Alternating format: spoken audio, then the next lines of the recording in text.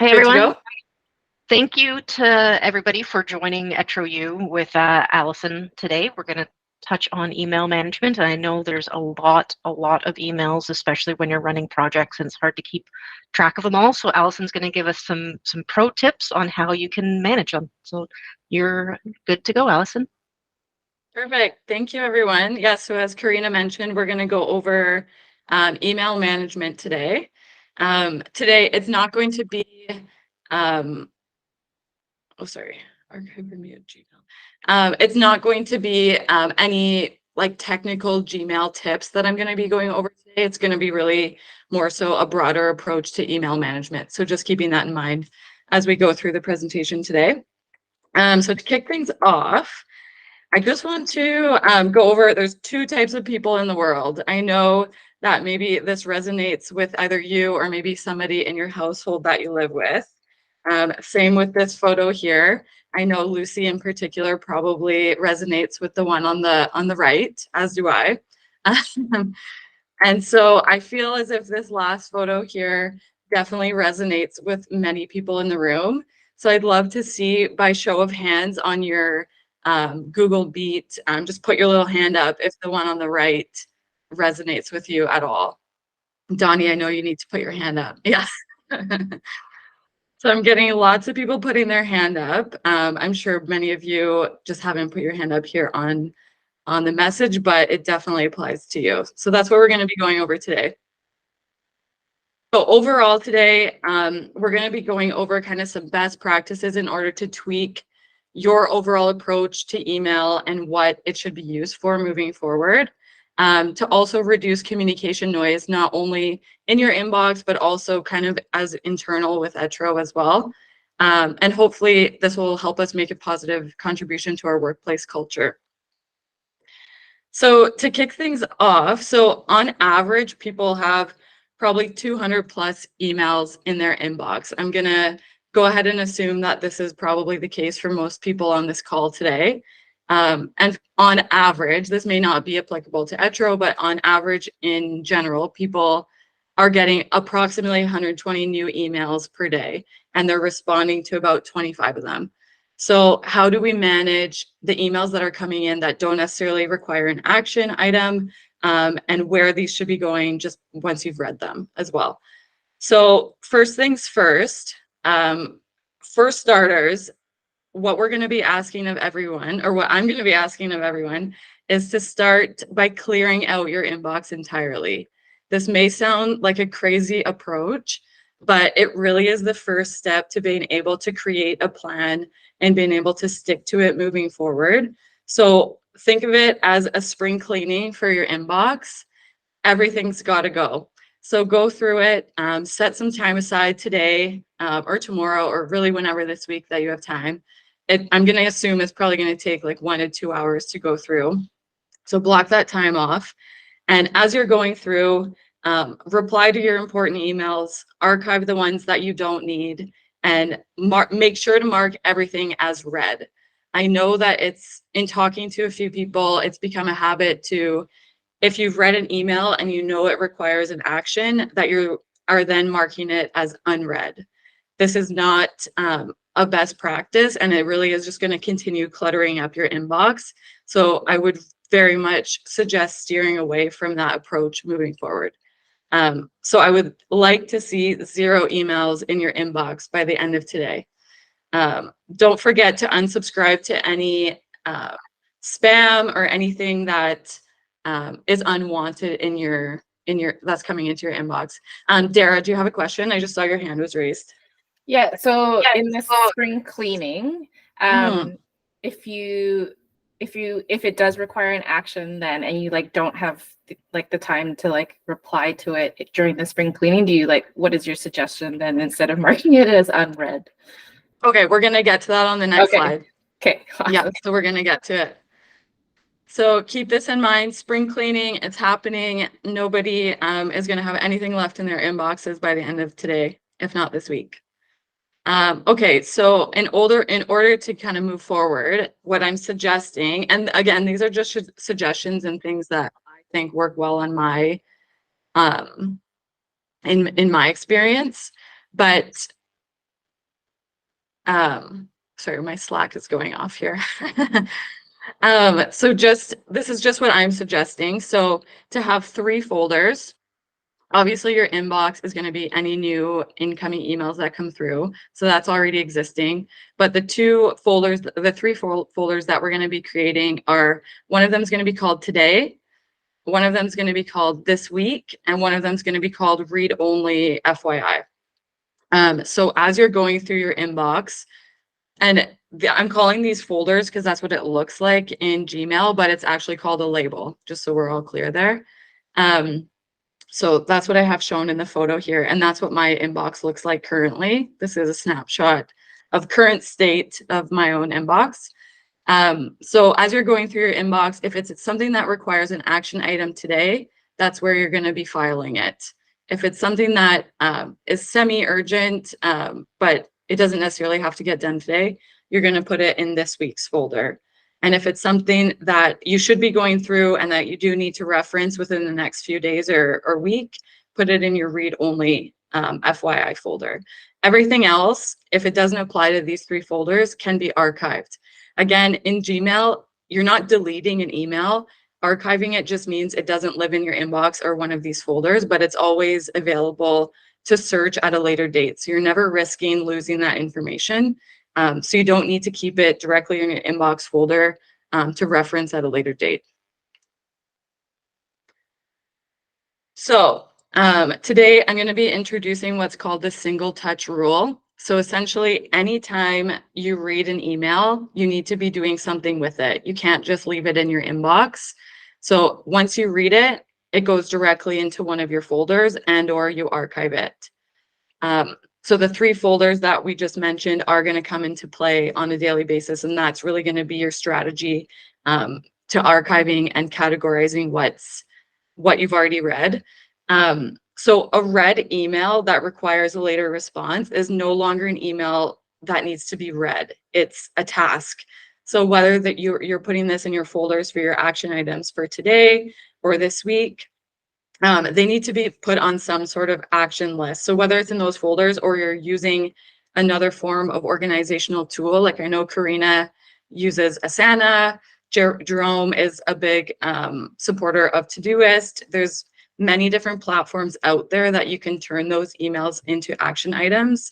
I believe there's a few different like Chrome and Gmail plugins that we can add in as well, or even if you're just using Google Keep or writing things down on a piece of paper, it's just making notes so that you don't have to come back and reread that email a second time or even a third time and just waste time on a daily basis. Does anyone have any questions as we move forward actually in regards to these folder structures before I move on? You can put the little hand up. Nope. Okay. So in terms of best practices, something that I have done and that I find works quite well is turning off your notifications to your email, whether that be on your phone or on your desktop, because I know that everyone has experienced it where you're working on a task, you get the little pop-up in the corner of your desktop, and then you stop what you're doing, you go respond to the email, you forget what you were doing, and then you're kind of doing 2 things badly instead of completing one task and then moving on to reading an email and then actioning that item.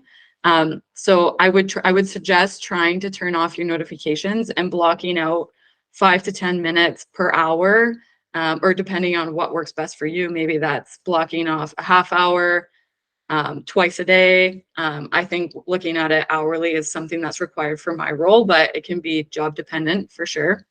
But just blocking off that amount of time to go in and clear your inbox and categorize things as needed, I find has been quite helpful. And as you're going through emails, like within this 5 to 10 minutes, and you're reading something and it's a quick response, don't leave it to later. Just respond to the email now and get that off your plate, because it's going to be something that you're going to forget to do, and it's just going to remain on your to-do list. So just get that out of the way if you can. Another something that I wanted to go over, and this is just kind of workplace culture in general, but if you want to prevent emails from flooding your inbox, you really need to be mindful of the amount of emails that you yourself are sending out. And that's something we're going to touch on the next slide of what should be categorized as an email versus what could be potentially a phone call or something sent through Slack. So yeah, just be mindful that whatever email you're sending out, likely you're requiring a response. You're probably not just sending it out as an FYI. So if there's other means of communication to get that message across, I would suggest doing that over email first. Again, utilizing the single touch rule and moving it into your folders as everything comes through into your inbox.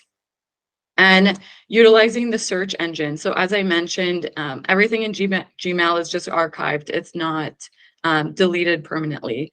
So in order to be able to search things properly, I would suggest really utilizing like the subject line of your email. So for example, if I'm sending out an email related to my project, the first few words of every subject line is that project name, and then dash the subject.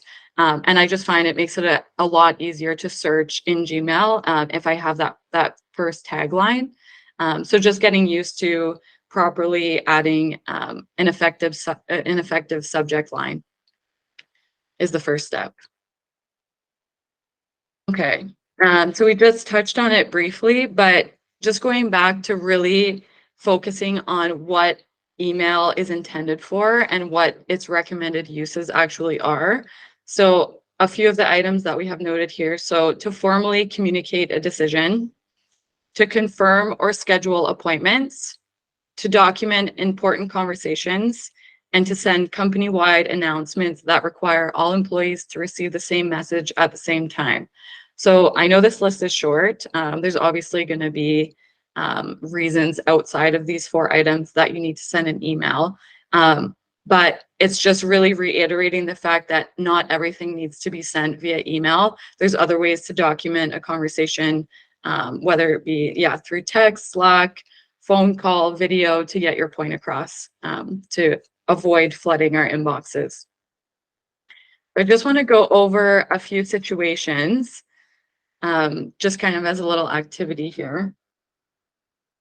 So I'm going to say the situation and then what we should be doing.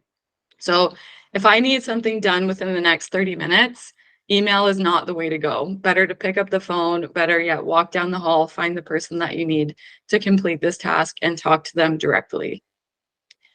Do I need to share a thought on a task that's already underway? I would recommend using Slack. If somebody's already working on something and you just need to provide some feedback, Slack is the way to go, and or SMS, texting. Does my response require a ton of explaining? Pick up the phone or set up a video call. I'm sure it's happened multiple times where you're sitting down, you're trying to write an email, and the words just aren't coming to you. That in itself should be indication that you should be picking up the phone, because people aren't going to be able to get the full message across just based off of your email. So better to have a full conversation with that person.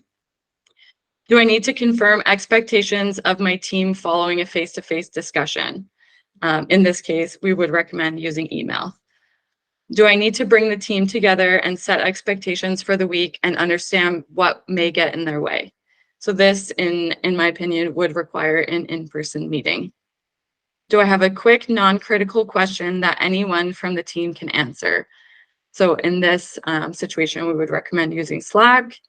Am I sharing confidential information, formal documents, or giving approval on a plan? In this case, would recommend using email. Oh, I just saw a hand put up from Jerome. Do you have a question? No, just the clapping emoticon. Oh, thank you. I concur. I think this is lovely. So just as our main takeaways, making these few simple tweaks will really help us avoid using email as a default method of communication when all these other avenues are available for us. So email shouldn't always be the #1 tool that we are using. There's so many other ways to communicate. And if we have that approach moving forward, we're going to be able to internally reduce quite a lot of internal communication noise, and hopefully make a positive impact on everyone's inboxes. And I would love to set up a little challenge for the rest of the, maybe I'll give the deadline as I was going to do just today, but I'm thinking that I'll do the deadline. Actually, no, I'm going to stick to today. The challenge is going to be to send me a photo of your cleared out inbox with your 3 folders set up. So today, this week, and read only. And the first 3 people that send me a photo, if you can submit it through topic underscore lean, I will be giving you a prize. So yeah, that is my presentation for today. I would love to hear if anyone has any questions. We'll leave it. I have a few minutes here to go over any questions that anyone may have.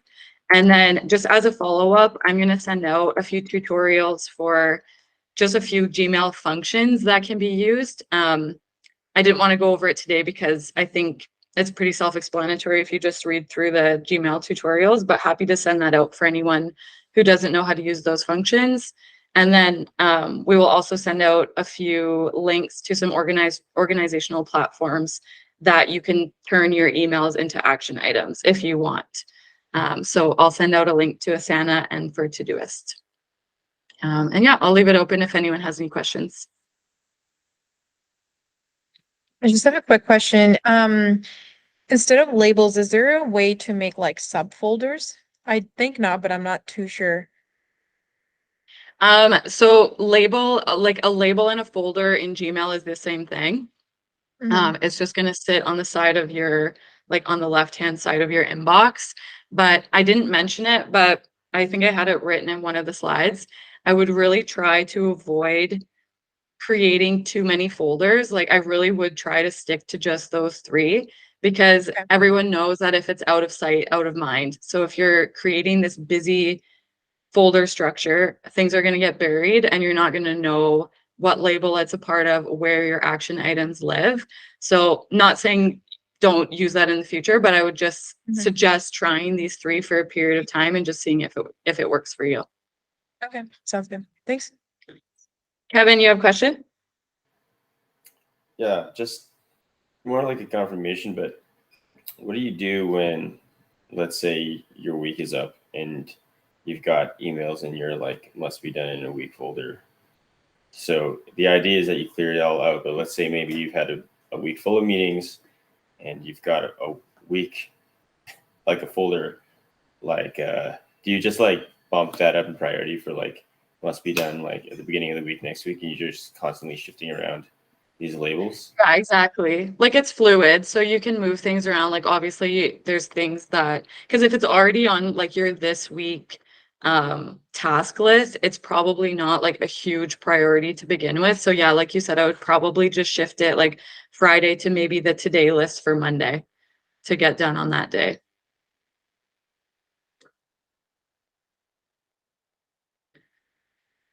Does anyone else have any questions? Oh, Dara.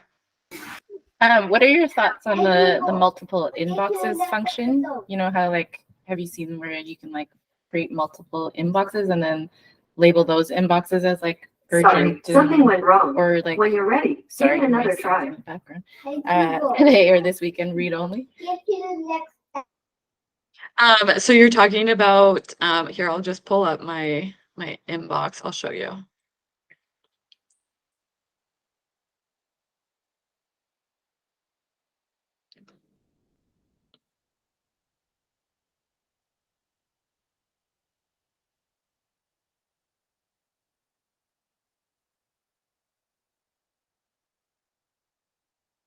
So you're talking about these inboxes up here, like primary, promotion, social,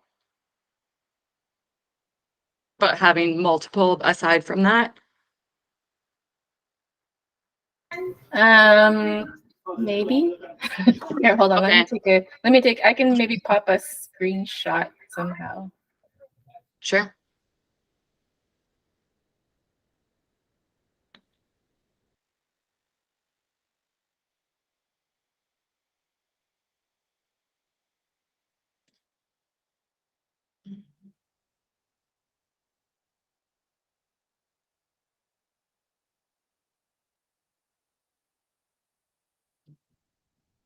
Are you gonna screenshot it on the and put it in the chat channel, or are you gonna share your screen there? I'll see if I can do it in the chat channel. Let's see. Okay. Or maybe on Slack. Let's see. Can I Slack you?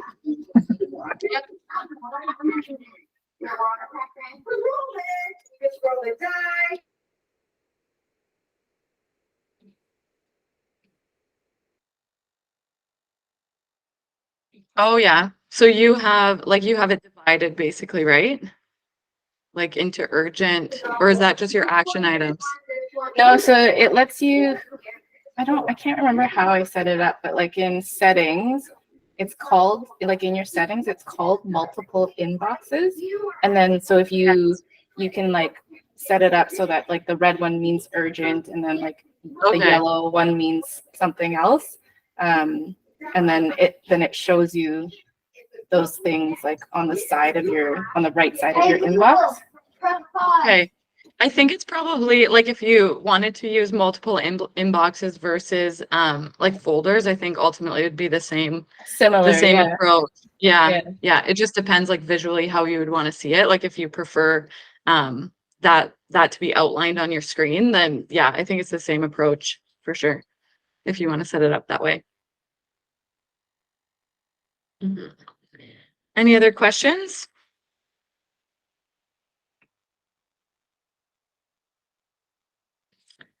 Okay. I think that is it, Karina. I don't think we have any more questions. Awesome. Thank you, Allison. And she's looking forward to receiving those clean inboxes today. There's some gift cards that you can receive if you're one of those first 3. And there will now be a summer hiatus for ETRO U. So just like university students, we're going to take the summer off, reconvene with some new sessions in September. And as always, if there's something you're really passionate about, like Allison and her email management, let me know and you can teach a session. And otherwise, I'll be reaching out to others for some subject matter experts to continue the series. But thank you, everyone, and enjoy the summer. Thank you. Thank you. Thank you. Thank you.